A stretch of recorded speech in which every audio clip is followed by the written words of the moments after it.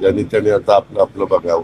तर मंडळी, तुमचं मत काय याच्या आणखीन एक नवीन भागात तुमच्या सर्वांचं स्वागत आहे। तर रोहित पवारांनी दिलेल्या सल्ल्यावरती दादा काय म्हटलेत हे पाहूया, कारण का दादांचं तुम्हाला माहीतच आहे कसं काय असतंय। तर चला पाहूयात नेमकं दादा म्हटलेत तरी काय आणि यावरती तुमची काय मतं आहेत।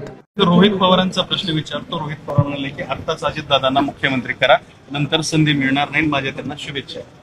बाकीच्यांनी फुकटचा सल्ला द्यायचं काही कारण नाही।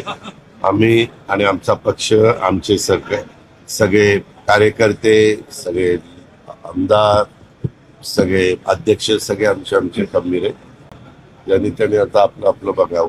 तर एक धनंजय भाऊ सरांचं असं म्हणणं आहे की सरकार कोणतं पण असो, हे उपमुख्यमंत्री फिक्स। चांगलं वाटतंय।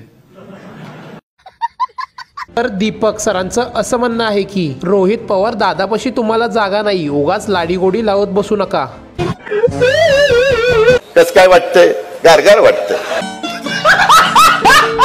तर अभिधारगुडे सरांचं असं म्हणणं आहे की दादा 2004 पासून मुख्यमंत्री पदाची वाट पाहत आहे, भाजपने त्यांना किमान 6 महिन्यासाठी तरी मुख्यमंत्री करायला पाहिजे। 2029ला तरी चालेल। 7 वेळा उपमुख्यमंत्री बनण्याचा दादांचा वर्ल्ड रेकॉर्ड आहे। एकदा तरी त्यांच्या नावासमोर मुख्यमंत्री पदवी लावायला पाहिजे, ही संपूर्ण महाराष्ट्राची इच्छा आहे।